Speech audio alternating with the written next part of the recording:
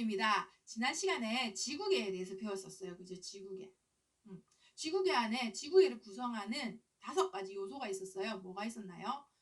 땅을 이루는 지권, 공기층 하늘을 이루는 기권, 그 다음에 물, 수권, 그리고 우리 같은 생명체들 생물권, 그리고 뭐가 있었어요? 지구 바깥 저 먼 우주, 외권이 있었어요. 그죠? 그래서 5가지 있었는데 오늘은 그 중에서 직권의 구조에 대해서 알아보려고 합니다. 여러분, 직권의 구조라는 건 우리가 지금 서 있는 이 땅 덩어리 겉면을 지표라고 얘기하거든요.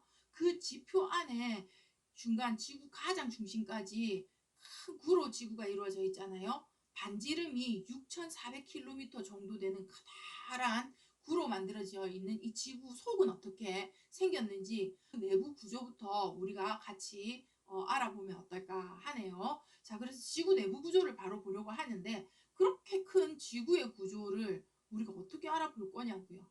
그래서 가장 좋은 방법은 생각해보면 땅을 파서 계속해서 들어가서 그 속을 들여다보면 가장 정확하게 알 수 있을 거예요. 그런데 그게 가능할까요?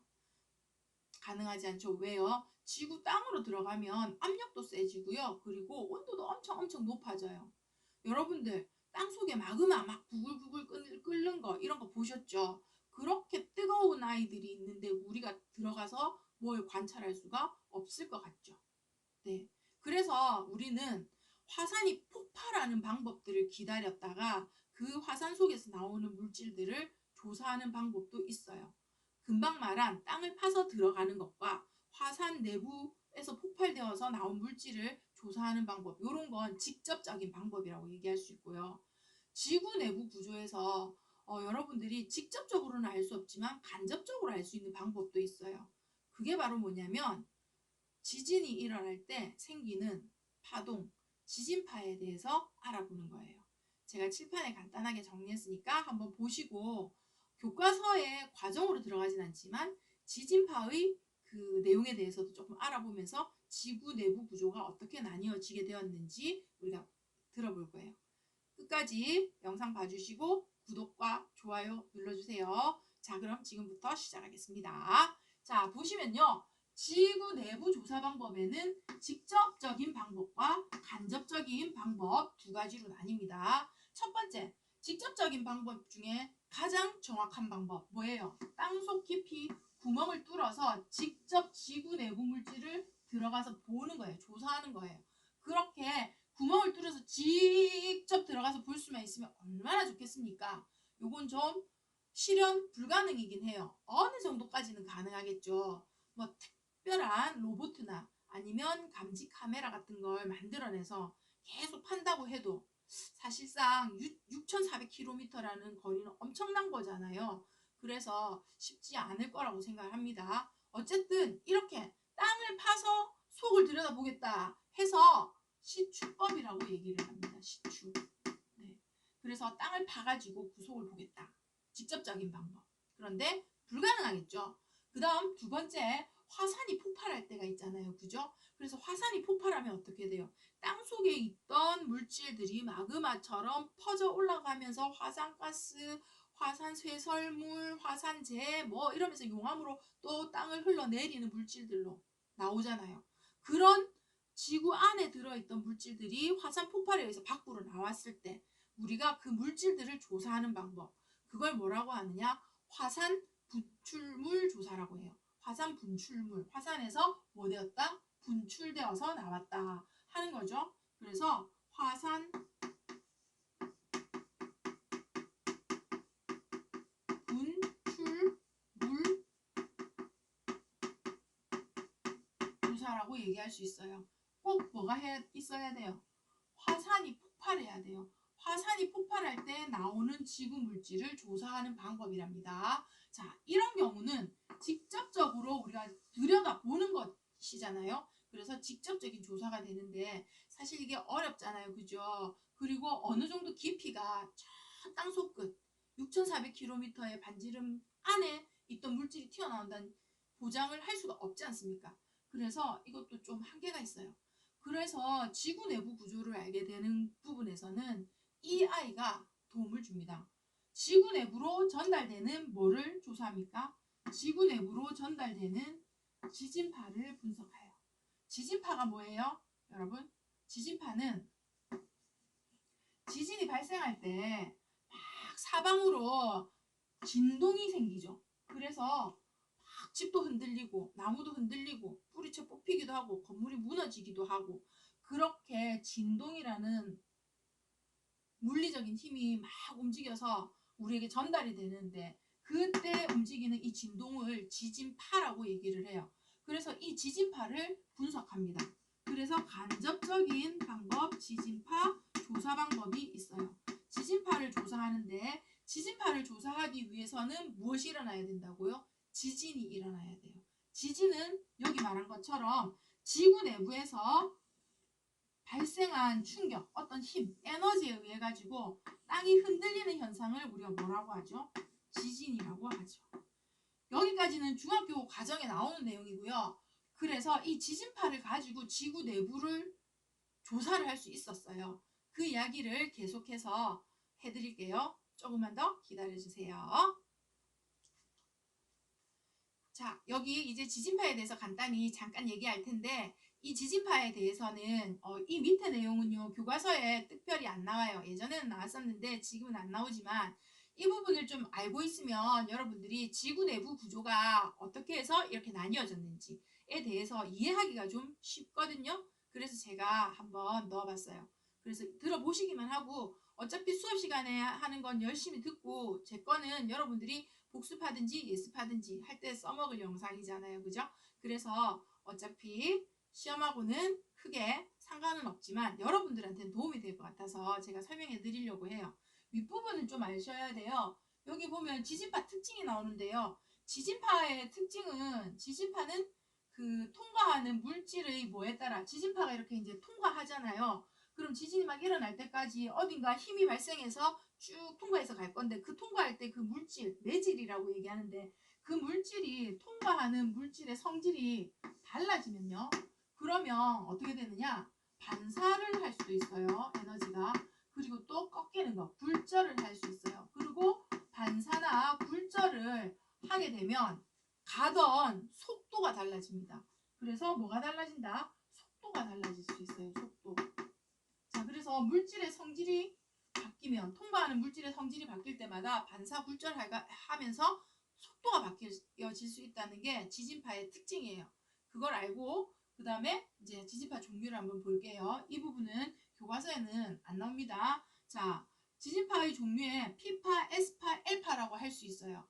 근데 땅 속에 지각이라고 하잖아요. 우리가 있는 그 부분을 막 이렇게 움직이는 땅 지구 내부 안을 들어가서 움직이는 그런 지진파는 P파와 S파에 해당이 돼요. 그래서 이걸 어려운 말로 실제 그 지구 속에서 움직이는 데서 실체파라고도 얘기를 해요. 그런데 뭐 그런 것까지 몰라도 되고요. P파 보시면요. P파는요. 우리가 뭐라고 하느냐. 종파라고 얘기해요. 종파. 왜 종파라고 얘기하냐면요.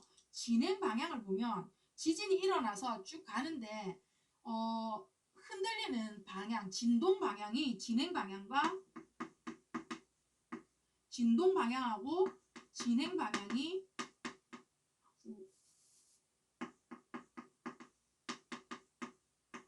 진동 방향과 진행 방향이 뭐예요? 같아요.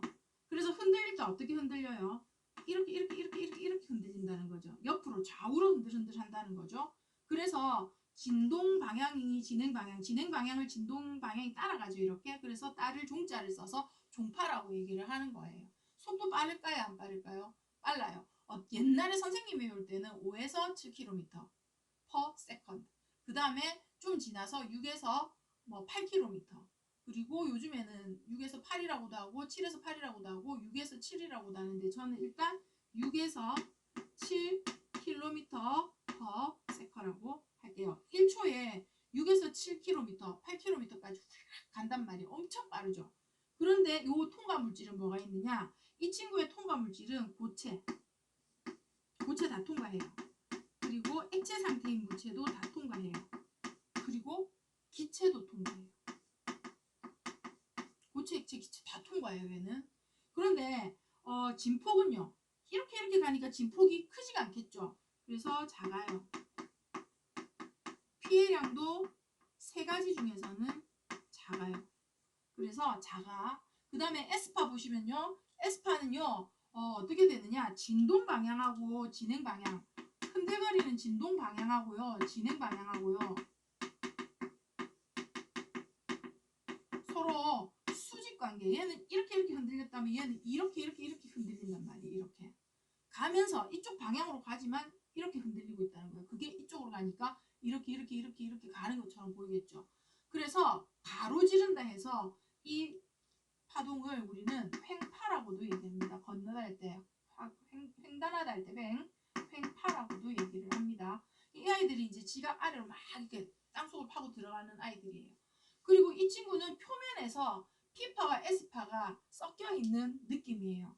그래서 얘는 P파와 S파의 합체 같은 느낌이거든요. 근데 이건 땅 위에서 지표면에서 움직여요. 그래서 이 친구는 뭐라고 하느냐? 표면파라고 얘기를 해요.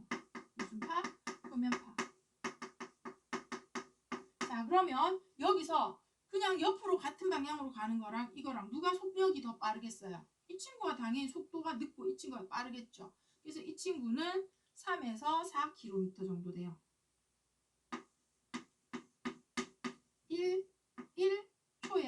1초에 3에서 4km 가요. 빠르긴 빠른데 종파, P파보다 느린 거예요. S파가. 그리고 이 아이는 통과하는 물질이 고체만 통과해요.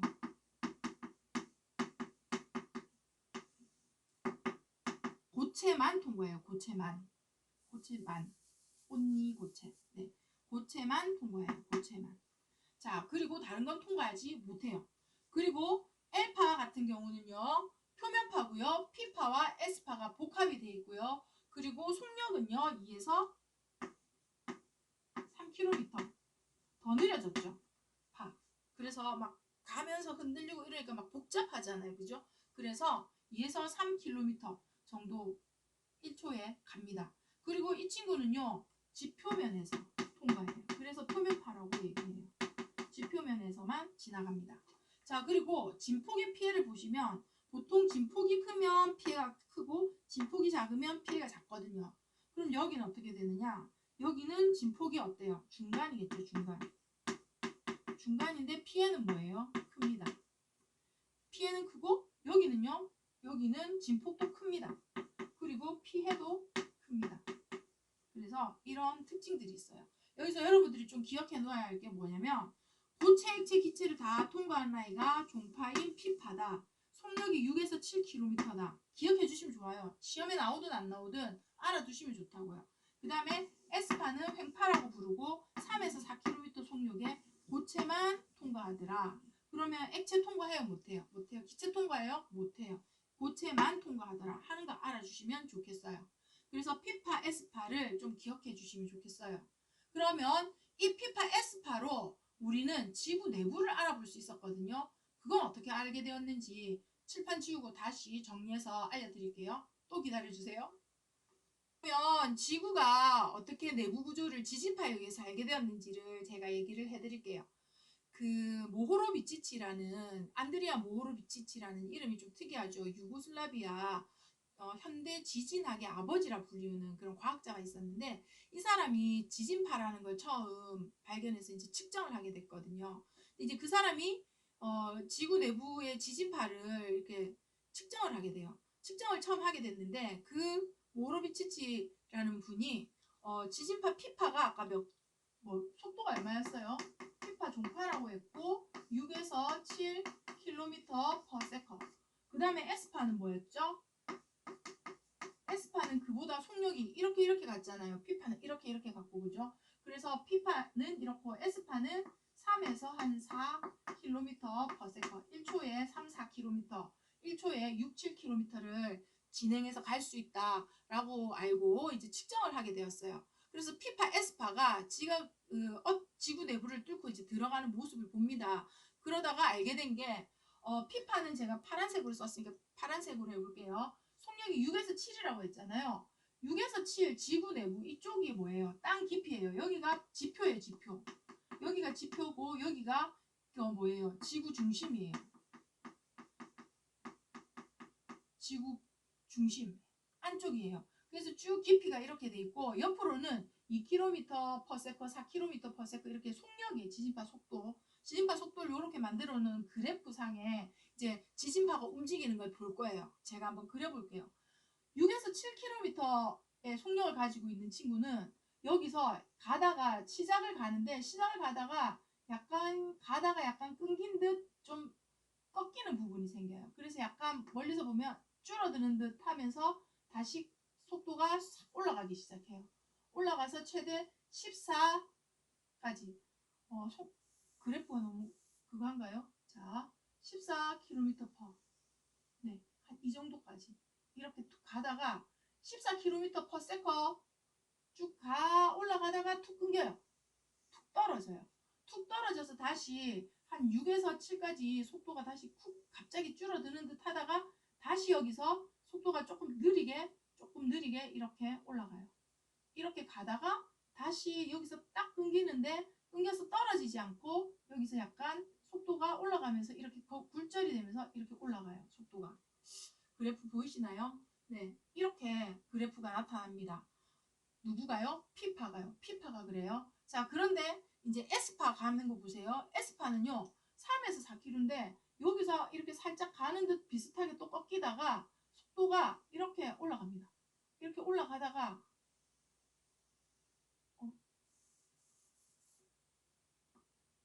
S파 못 미쳐서 이쪽에서 갑자기 툭 하고 사라져요. 여기서 사라져 버려요.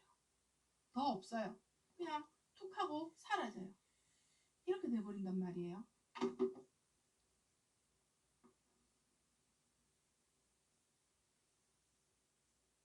이렇게 됐단 말이에요. 자, 이렇게 되었는데 모호로비치치라는 사람이 여기를 발견합니다. 이 부분을. 여기 꺾이는 이 지점을 발견하게 돼요. 여기 이렇게 딱 보니까 이렇게 쭉 가니까 꺾이죠. 여기. 이렇게 꺾이는 지점을 발견하게 되는데 여기 이렇게 꺾이는 지점. 이 지점의 깊이를 보니까 이 지점이 5km에서 35km 지점에서 꺾이더라는 거예요. 그래서 지진파가 이렇게 쭉 연결이 되다가 끊기는 거지. 그래서 여기를 뭐라고 하느냐? 불연속이라고 해요. 불연속 지점이에요. 불연속 지점. 불연속 지점을 누가 알게 됐어요? 모호로비치치라는 사람이 알게 됐어요. 그래서 모호로비치치 불연속면이라고 나중에 얘기를 하게 돼요. 그래서 모호로비치치라는 사람이 5에서 35km 사이에서 지진파가 잘 가다가 툭 꺾인다는 속도가 달라지는 것을 알게 돼요. 그렇게 세월이 지나서 그렇게 알게 되었다가 그러면 여기서 어떻게 되느냐? 요 위쪽을 뭐라고 하고 지각이라 부르고요. 색깔을 뭘로 해야 될지 모르겠네요. 그래서 요 꺾이는 이 지점을 우리는 뭐라고 하느냐? 그 위쪽을 지각이라고 하고요. 그 다음 그 밑을 뭐라고 부르느냐? 멘틀이라고 부르는데 희한하게 또 좀 있다가 구텐베르크가 베노 구텐베르크입니다. 독일에서 태어나서 미국 사람인데요. 베노 구텐베르크가 이 지점을 발견해요. 여기 또 이렇게 꺾이는 이 지점을 발견하게 되는 거예요. 이 지점을. 근데 여기 깊이가 어떻게 되느냐? 여기는 2900km가 돼요. 이 지점을 발견하는데 여기도 꺾이고 사라지는 지점 있죠. 여기도 불연속점이잖아요. 그죠? 이걸 발견한 사람이 누구라고요? 베노 구텐베르크라는 사람이 이걸 발견하게 돼요. 그리고 좀 더 세월이 지나서 1930년쯤에 이번에는 여자 지질학자예요. 덴마크 사람인데 레만이라는 사람이 이 지진파가 P파, S파가 안 보이는 데가 있어요. 거기를 암영대라고 하는데 그 암영대의 한 110도 정도 되는 부분. 이 내용은 고등학교 거 하실 때 좀 보시면 좋은데 일단은 뭐 그렇게 P파, S파가 안 보이는 부분에 110도 안 보이는 부분을 암영대라고 얘기를 하는데 암영대 부분의 110도 부분에 약하게 P파가 다시 있는 것을 발견하게 되고 그 지점을 이렇게 경계면으로 불연속면으로 보니까 거기가 5100km 부분이 되더라는 거예요. 여기 또 이 나타난 불연속 지점. 이걸 누가 발견했다고? 레만이라는 덴마크 여자 지질학자가 발견을 하게 됩니다. 그래서 이 사람들의 이름을 따서 경계면은 모호로비치치 불연속면, 그리고 이 경계면을 구텐베르크 불연속면, 그리고 요 경계면을 레만 불연속면이라고 얘기를 하는 거예요. 그래서 요 경계에 따라서 지구를 한번 나누어 보면 지구가 동그란 구잖아요. 그죠? 이렇게 여러분 이렇게 구예요. 근데 4분의 1쪽만 딱 그려놨어요. 여기가 6,400km라고 했죠. 자, 그랬을 때 요 지점을 따라서 이렇게 오면 요 지점에서 6,400 지구 반지름에서 원을 돌리면 이렇게 동그랗게 지구가 되겠죠. 이해되시죠? 자, 그 다음에 이쪽에 2,900에서 또 와가지고 어떻게 요렇게 가서 이렇게 되겠죠. 그림 좀 잘 그려졌나요? 그 다음에 이 부분은 좀 울퉁불퉁하잖아요. 그래서 좀 좁은 데도 있고 좀 두꺼운 데도 안으로 들어가고 왔다 갔다를 제가 조금 삐뚤삐뚤하게 그려볼게요. 자, 이렇게 됐어요. 5에서 35km니까. 자, 위쪽도 그려볼게요. 그럼 지표면은 어떻게 되느냐? 지표면은 뭐 이런 식으로 이렇게도 되겠죠. 자, 이렇게 되었을 때 여기 이 부분은 수권이 차지하고 있겠죠. 여기도 바다가 이렇게 있겠죠. 자, 이렇게 있겠죠. 그죠? 자, 그럼 여기는 수권이 돼. 물, 바다야, 바다. 그럼 여긴 바다야. 그러면 바다 밑에 깔려있는 부분은 지각이 어때요? 얇죠? 얇죠? 그래서 이 부분을 우리는 뭐라고 하느냐? 여기 이 깊이 어디 부분? 5km 지점을 우리는 빗대어서 이 지점을 무슨 지각? 해양 지각이라고 부릅니다. 지각이라고 부르는데 해양 지각이라고 부르고, 그리고 이 부분, 이 깊이는 몇 킬로미터? 35km 지점 될 거 아닙니까? 그래서 이 두께를 가지고 있는 이 지점은 우리가 무슨 지각? 대륙 지각이라고 부르게 돼요. 그리고 그 안에 있는 이 경계면 있죠? 이건 무슨 경계면이 되냐면 이걸 뭐라고 부를 거냐면 이거를 멘틀이라고 부를 거거든요. 그러면 이 부분은 뭐가 되겠어요? 이 부분은 이쪽으로 할까요? 이 부분은 순서를 좀 위에 거부터 지각과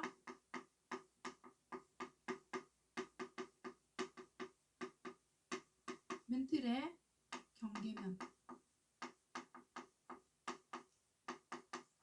발견한 사람 이름 따서 모호로비치치 불연속면 혹은 모호면이라고도 얘기를 해요. 모호면. 모호면 뭐 줄임말이라고? 모호로비치치 불연속면을 줄임말 모호면이라고 이 경계면 이름을 지었어요. 그리고 여기를 멘틀이라고 부릅니다. 여기를 멘틀이라고 부르고 이 멘틀이 거의 지구 대부분의 뭐 80%를 차지한다고 볼 수 있어요. 엄청 두꺼워요. 자, 그리고 2900에서 온 이 경계면 있죠. 자, 이 경계면을 뭐라고 부를까요? 이 경계면은 이 부분을 여기서부터 이제 핵이라 부르는데 이 안을 내핵이라 부르고 이 바깥을 외핵이라 부를 거예요. 그리고 여기 멘틀, 여기 깊이가 얼마라고요? 여기는 5에서 35km. 여기는 얼마였어요? 저기 보니까 2,900km. 네, 이 경계면을 뭐라고 하느냐? 뭐라고 부르면 되겠습니까? 이 경계면 멘틀과 외핵의 경계면.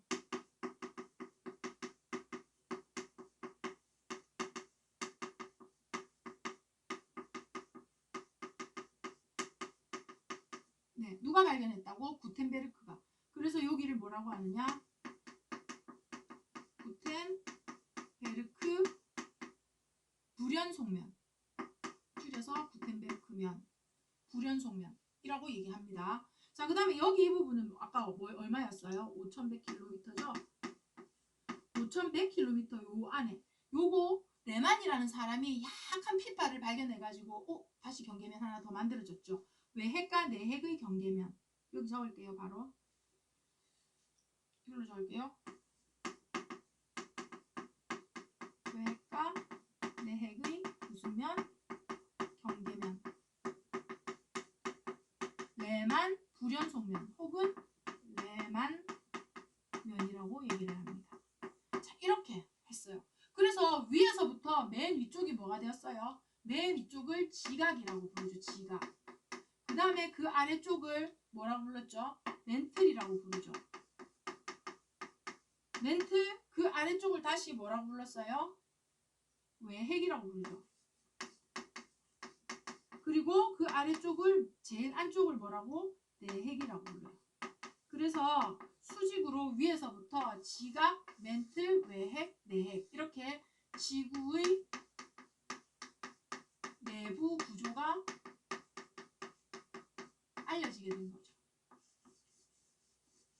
지구의 내부 구조가 이렇게 알려지게 된 거예요. 누구 때문에 알려졌어요? 지진파 때문에. 지진파 속력 차이. 지진파에 무슨 성질이 있었는데 통과할 때의 그 지나가는 물질의 성질이 달라지면 반사도 할 수 있고 굴절도 할 수 있는 성질이 있는데 그것 때문에 지진파의 전파 속도가 달라지더라. 그래서 그 전파 속도가 달라지는 부분을 찾았더니 여기, 여기, 여기 이렇게 끊겨서 경계면이 나왔어요. 그래서 지구에 이렇게 연결을 해보니까 지구 내부 구조가 이렇게 나뉘어졌다는 거예요.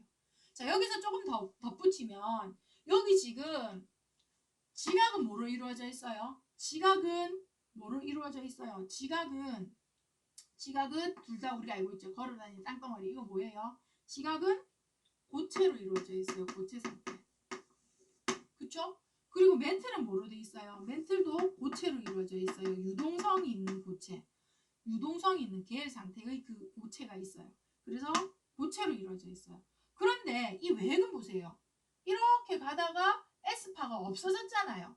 S파가 여기를 통과해요? 못해요? 못해요. 외핵에서는 S파가 통과를 못해요. 그래서 뭐라고 생각하느냐? 외핵을 아마도 액체일 것이다 라고 추정합니다. 액체일 것이라고. 기체는 왜 안 될까요? 기체는 이 안에 들어가 있으면 밀도가 너무 작기 때문에 이 큰 행성을 그 모양을 유지할 수가 없어요. 무너져요.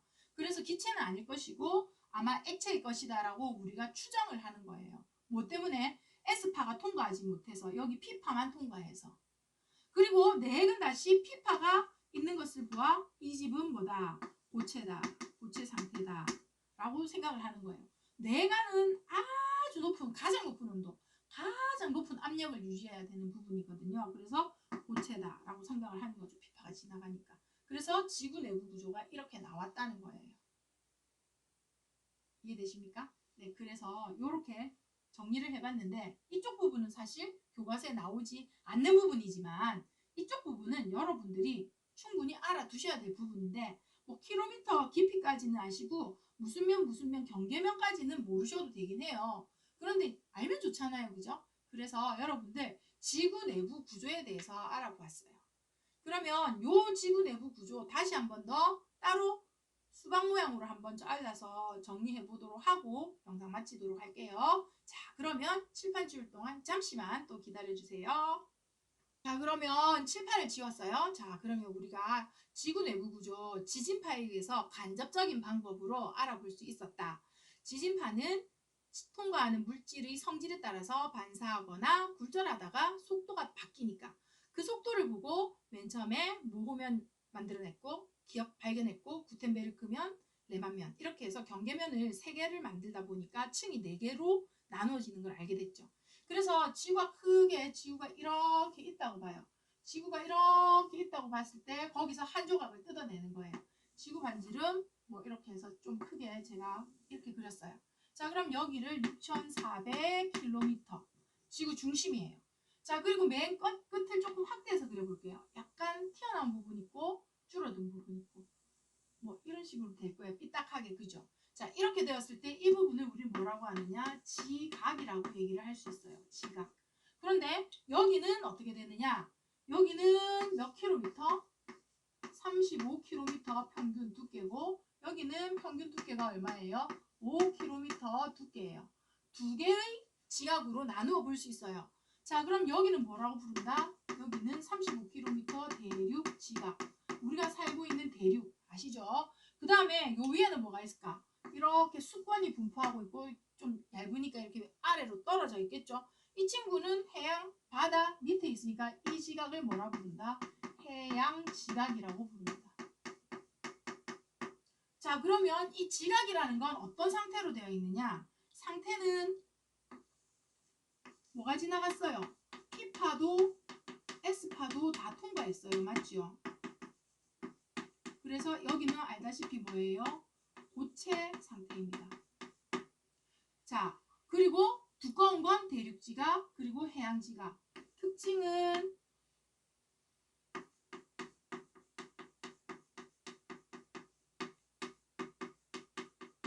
직권 중에서 가장 많아 얇다.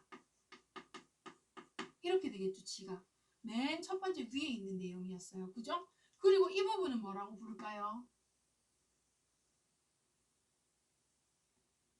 이 부분은 지각과 멘틀의 경계면, 모호면이라고 하죠. 모호면.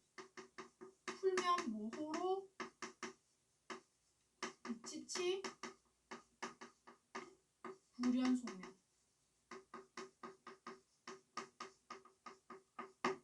뭐와 뭐의 경계면?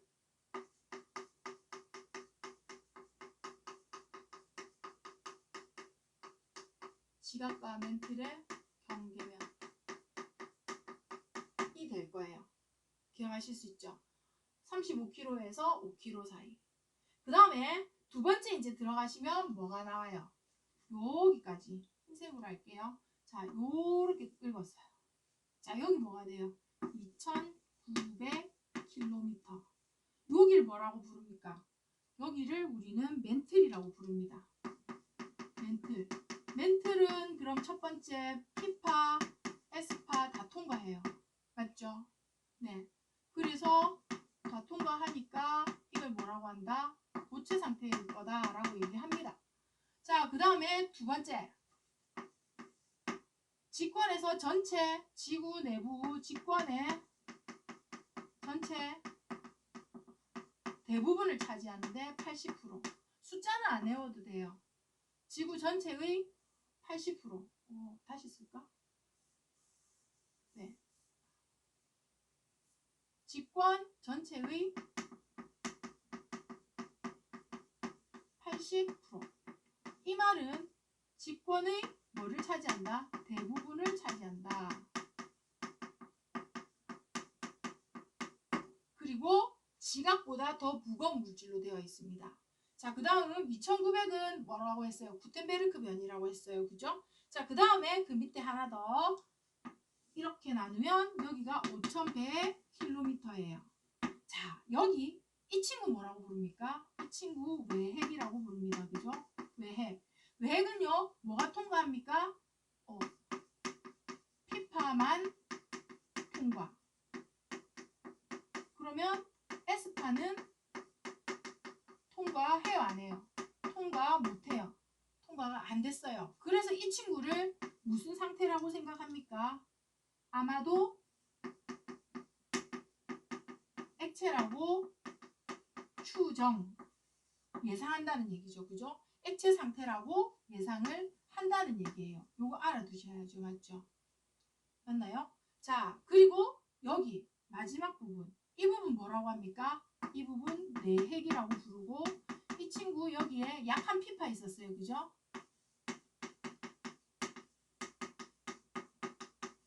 그래서 무슨 상태? 역시 고체 상태일 것이다. 가장 높은